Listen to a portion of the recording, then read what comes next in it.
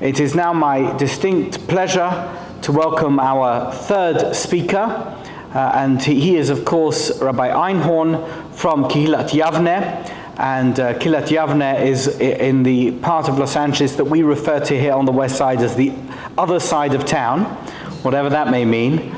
But it's a great privilege and an honor to have you here this evening to close the event with what will no doubt be a fantastic presentation on the genius of Rabbi Lord Jonathan Sachs. Please welcome Rabbi Shlomo Einhorn.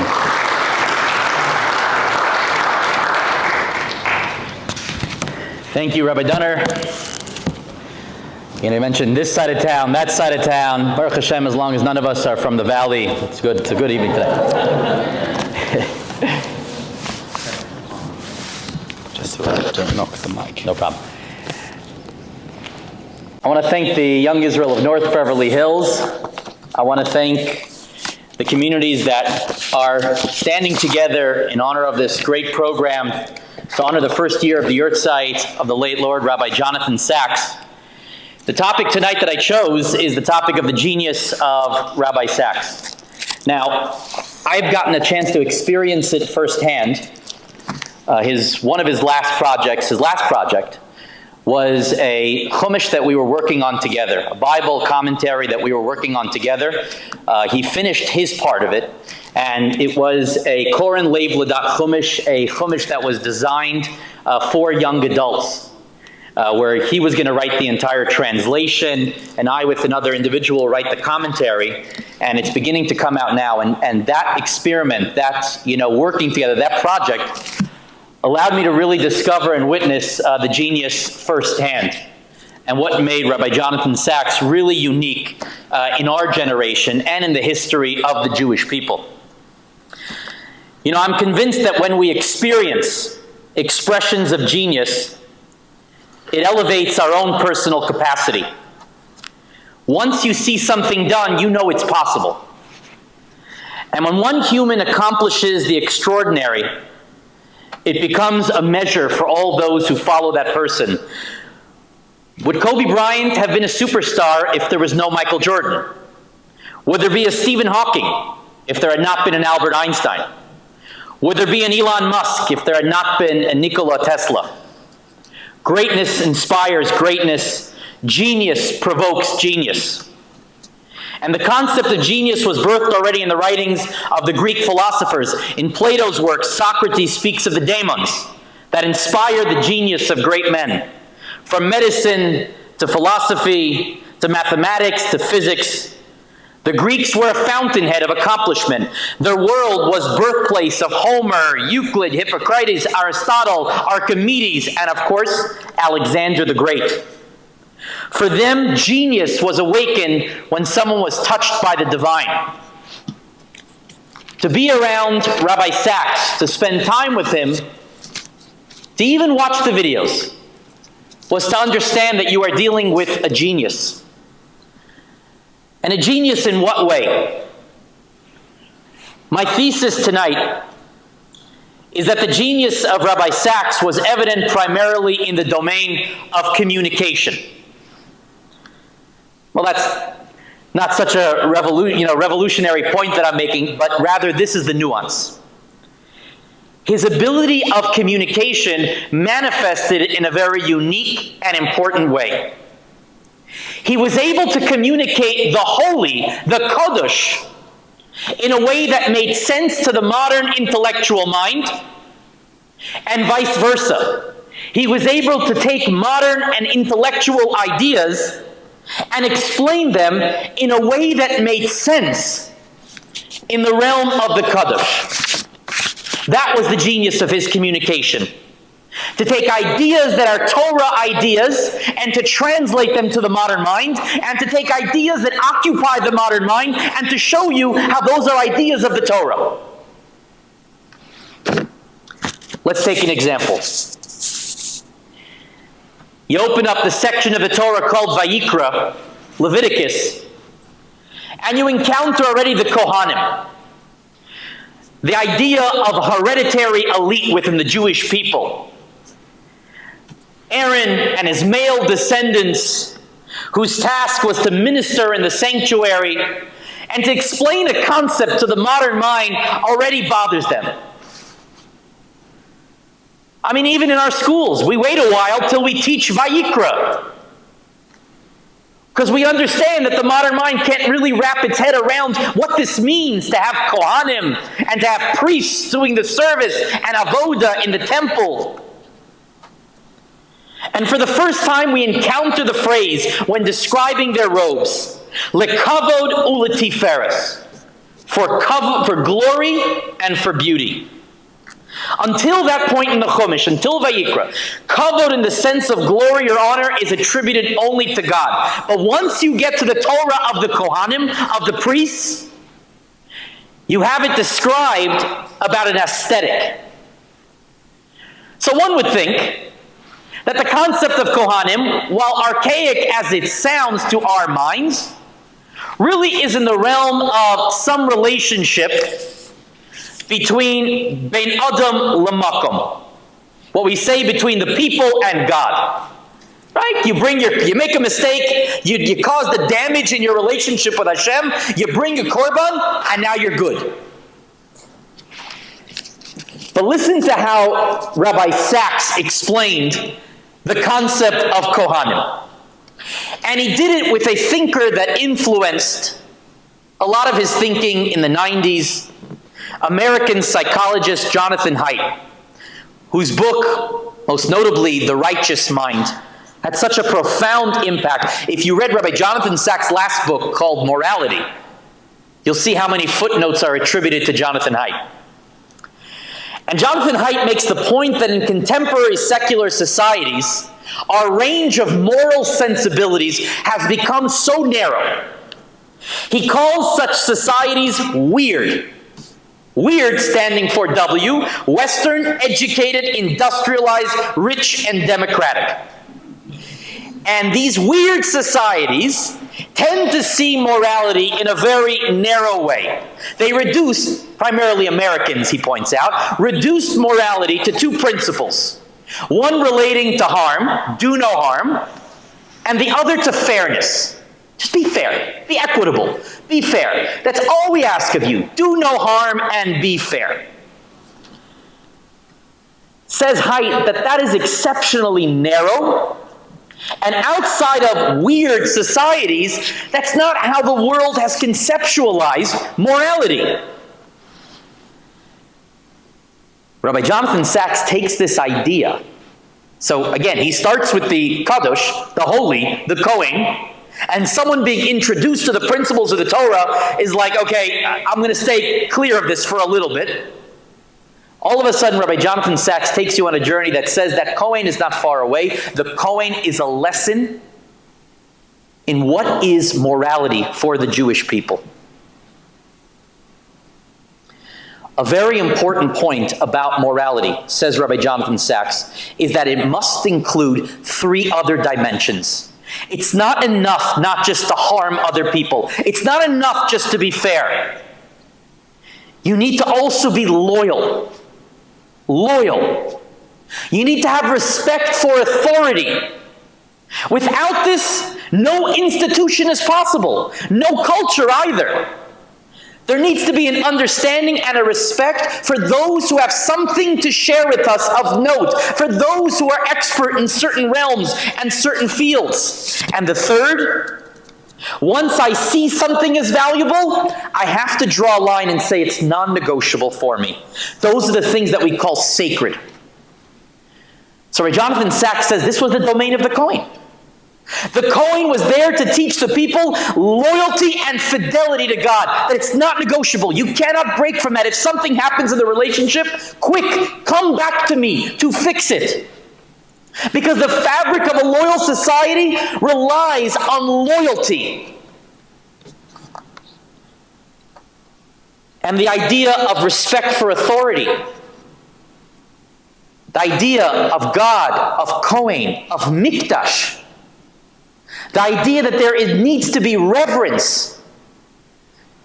You see this evidence in no lesser place than our schools, our day schools, and our yeshivas, to understand what it means to have respect for previous generations. To stand when someone of dignity walks into a room, it changes the morality. It changes the entire culture. And therefore, this notion of a Kohen, says Rabbi Jonathan Sachs, is exactly the way Jonathan Haidt defined the modern conception of what morality ought to be. It must include loyalty. It must include respect for authority and a system. And it must include a notion that something is sacred. Marriage is no longer seen as something sacred, a sacred commitment. What makes loyalty, respect, and sanctity key moral values is that they create a moral community, which was a huge obsession for Rabbi Sachs in the 2000s. The idea of creating moral communities. That's why we always came back to the Mikdash. 3 times a year, you had to come back to the Mikdash. You had to come back and find Hashem. The community had to come back. You brought the children. The Mishnah Chagiga debates whether they need to be young enough where they can go on your shoulders or hold their hand, but the community has to come back, and we're losing that notion of community. Oh, how much Rabbi Sachs loved Putnam's idea of bowling alone.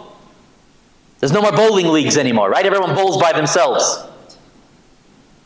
This occupied him at night, Rabbi Sachs, the concept that communities are falling apart. So this concept of a Kohen, when someone says to you it's old and outdated, Rabbi Sachs would have looked you in the eye and says everything we know about what keeps a community together and unique in our modern era is learned from the notion of a Kohen. Let's go the opposite now. Let's start from the bottom and work up to the Torah. Meaning, let's take an example of something that we would associate with a secular modern concept, where Rabbi Sachs, in his amazing ability of communication, climbed the ladder with you to bring it back up. Social justice. Social justice. You tell Jews in an Orthodox shul, you mention social justice, people run for the hills. They get nervous. Right? Orthodox Jews are so afraid of the phrase tikkun olam. But Rabbi Jonathan Sachs wanted you to understand that social justice was our calling. It was our mantra. He says, look at the psukim about the passage about the cancellation of debts in the 7th year. Shemitah. We're in a Shemitah year now. You look in Dvarim, Deuteronomy chapter 15. Shemitah. If there is a poor man among your brothers in any of the towns of the land that your Lord your God is giving you, do not be hard-hearted or tight-fisted toward your poor brother. Rather be open-handed. Freely lend him sufficient for his needs in that which he lacks. The Gemara in Ksuva 67b tells us how Hillel Hazaken, Hillel the elder, that for a certain poor man who came from a wealthy family, Hillel bought a horse for him to ride on and a slave to go before him, because that's what he was used to. Rabbi Jonathan Sachs says, we invented the concept of social justice. Ki gerim hayitem be'eretz Mitzrayim. Because you were once slaves in the land. You were once foreigners in the land of Egypt. We heard from Rabbi Top mentioning. And Rashi says the following. Rashi says, Kama kashalo kishaloch tzenoso. How much difficult it is when he is pressured. And Rav Dessler explains Rashi's interpretation. He's telling you that if you want to be impacted by what other people are going through, put yourself in their shoes. Empathy. Social justice is rooted. Letaken olam b'malchut shakai. It is rooted in an understanding of what God has brought into the world through this Torah. Rambam has his hierarchy, 8 levels of giving charity. The highest level of charity for the Rambam, for Maimonides, is not just giving anonymously. Is giving a person an opportunity to earn that on their own. That's social justice. It's notions of responsibility, the ethics of responsibility. The exquisitely calibrated ethic is shot through with such psychological insight that you can't understand the psychology of the poor unless you understand that at the end of the day, they will never feel pride unless you teach them how to fish.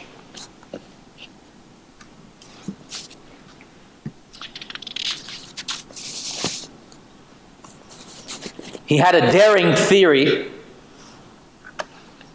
that Jews have won 38% of Nobel Prizes, specifically in the field of economics. in the field of economics. Why is that so?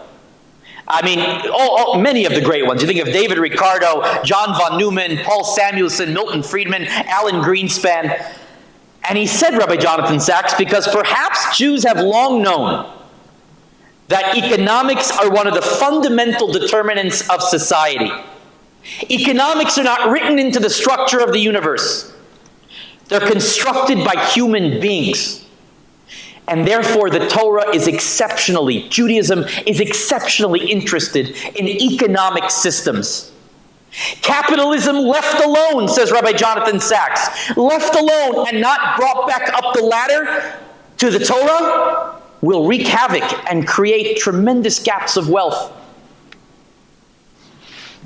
Everything must come back to its source, says Rabbi Sachs. Tikkun Olam needs to be rooted back in the Torah. So we gave one example so far of each. We took one example. Rabbi Jonathan Sachs takes a concept of the Torah, Kohanim, what's it got to do with us? And he brought it down to a modern intellectual level, John Haidt's notion of morality. Then we saw the other way. The notion of social justice is really a Torah concept of Tikkun Olam. It's a Torah concept of Shemitah, of Tzedakah, Rambam's categories, Hillel HaZaken. Let's try a different one. Torah. We tell everyone study Torah. Ki heim chayenu ve'orech yameinu. Torah is the elixir of life. It's what we breathe. It's our oxygen. Everyone's got to study Torah. It's the value. Everything. Talmud Torah keneged kulam. You're introducing Judaism to a modern world. But I got to study Torah. I can Google it. Rabbi, any question you're going to throw at me quickly. Remember, there used to be Ask Jeeves. You could ask Jeeves anything online. Then someone realized that's called Google. You just Google it. So by the way, I own the website bestadviceintheworld.com. It's just sitting there parked. I'm not using it if anybody wants it. Because I realized after I made it, that's Google. Google's best advice in the world. You look anything up and you search for it and it's there. So Rabbi Jonathan Sachs says, how are you going to explain to someone why they need Torah? Us here in this room, we get it. But you got an elevator pitch to make, right? You're in an elevator and you got 6 flights in the elevator. What are you going to tell them? Oh, Torah, you got to do it because it's amazing. We love it. Hashem gave it to us. You're at the bottom floor. So listen to what Rabbi Jonathan Sachs said. Listen to his thesis, argument. Beautiful.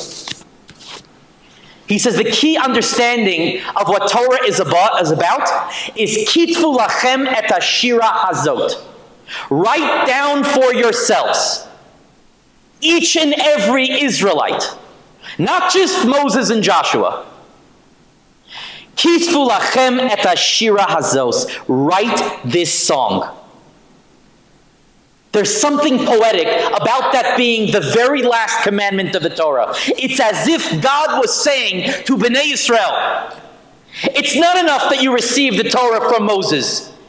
You have to make it alive. You have to make it a music. You have to make it a song. You have to make it dance in every generation. The covenant cannot be allowed to grow old. You know, Rav Yaakov Kamenetsky asks in his Emes Yaakov, the great Rosh Yeshiva, he asks, it's funny, the Talmud tells you how much Torah one ought to learn a day. It breaks it up into one-third of different topics, and he says nobody follows that. And throughout the generations, we've had advice as to how to learn Torah, and it keeps changing. It keeps changing. Now we have Zoom classes, and you have all different ways of learning Torah. And Rav Yaakov Kamenetsky says it's fascinating. It's the only mitzvah that keeps changing. Every other mitzvah stays the same. Right? No one says shatnez changes in every generation, or bris milah, circumcision changes every mitzvah stays the same.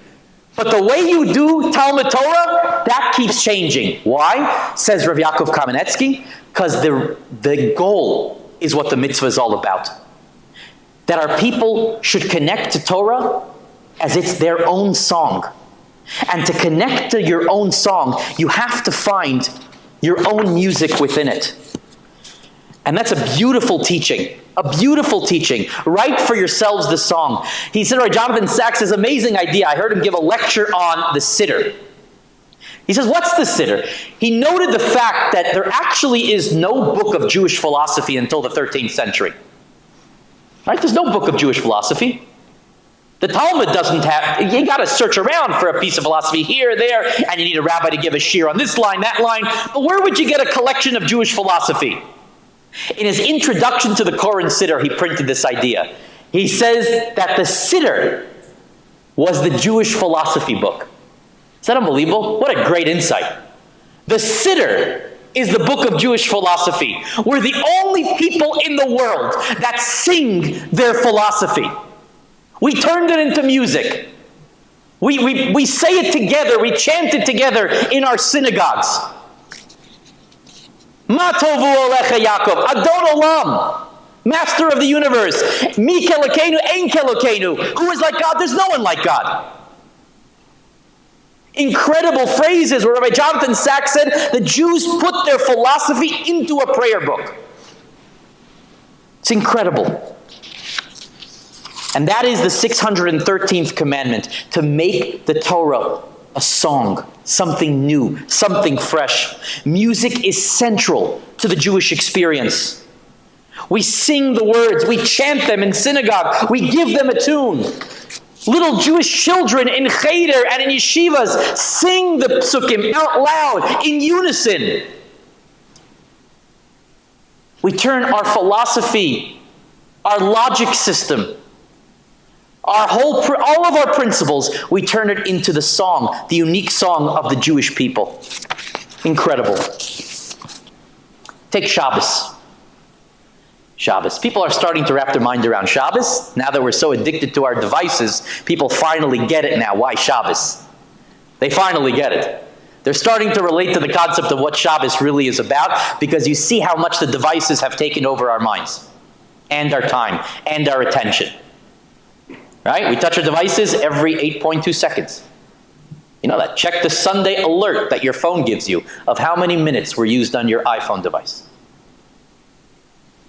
The average home that has an Apple device will spend close to $1 million in their lifetime on Apple devices. Is that incredible?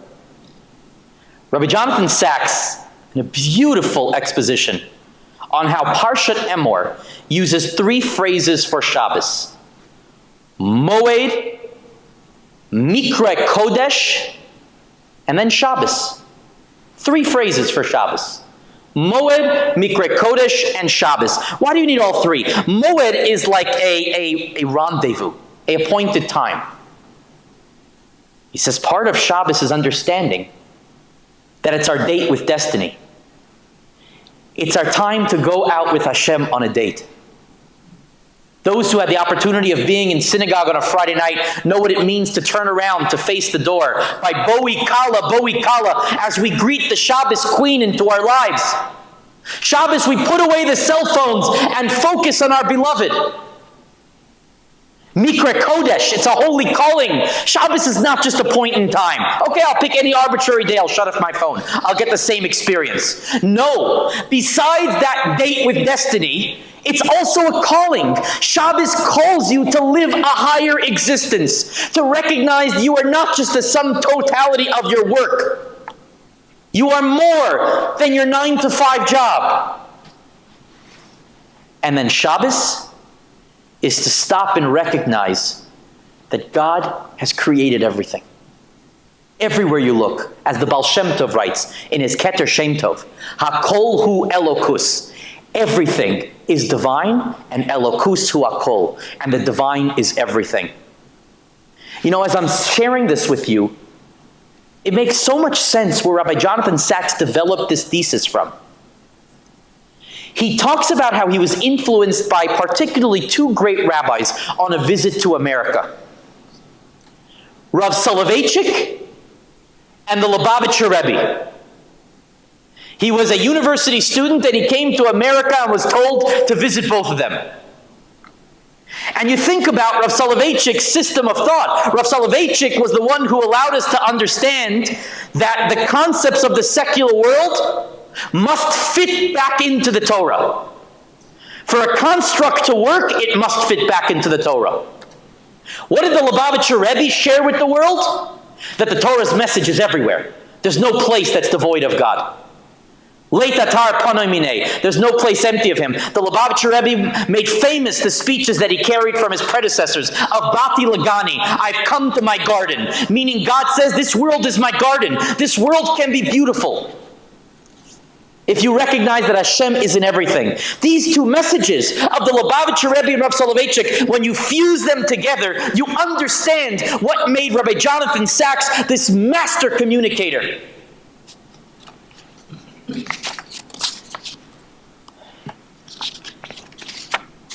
I share with you one more area.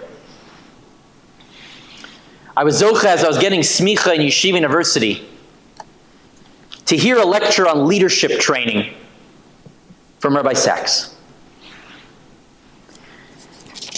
And it was an incredible, you could find it, by the way, online, YU Torah. You could find this lecture. It's a masterpiece for anyone to listen to, regardless if you're in the area of leadership or not.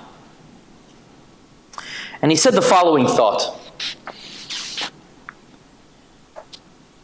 Moshe's hand goes leprous on the second sign, when God is giving him the signs of authority, showing him how the people will listen.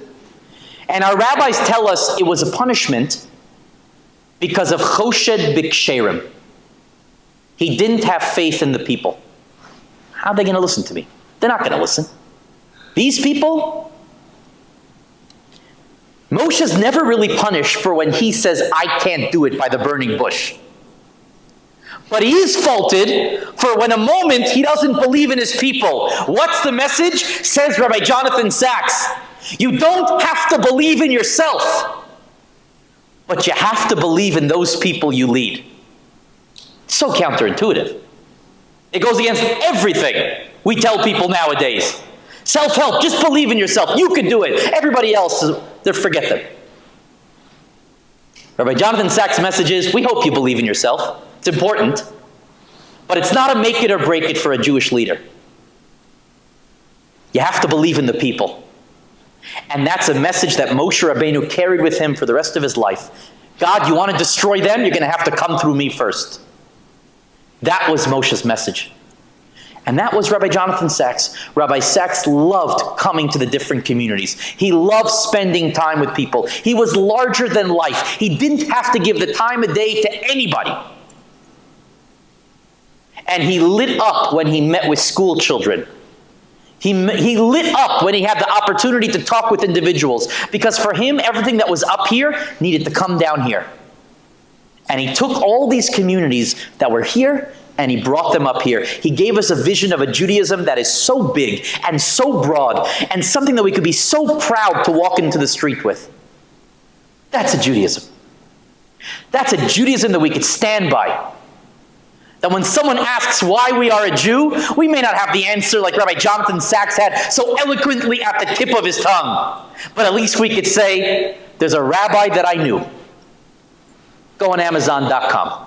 Go on YouTube. I'll give you his name. Listen to what he said. His masterpiece, it's a 2-minute masterpiece called Why Am I a Jew? It's an incredible video. In that video, he gives you 10 ideas as to why am I a Jew. And he was influenced by who? By the TED Talk of Simon Sinek, who says you got to start with the why. The book by Simon Sinek is, every good company knows its why first. So Rabbi Jonathan Sachs said, stop. We got to do that for Judaism. You got to know the why. And Rabbi Jonathan Sachs gave us these ideas, these incredible areas of Jewish thought, endless writings, endless teachings, and an endless legacy of somebody who understood what it means to reach out from below and above. Isarusa de la Tasa, as the Kabbalah says, and Isarusa de la Ela, an awakening from above and an awakening from below. And that's why I think this work is really everything he stood for. Rabbi Jonathan Sachs, the chief rabbi of England, spending his last year on this earth, busy with youth and teens. That's exactly what he was about. To make change you plant it in the minds of the next generation. May his memory be a memory of blessing for all of us here, and may we continue to learn from his incredible legacy. I thank you all so much.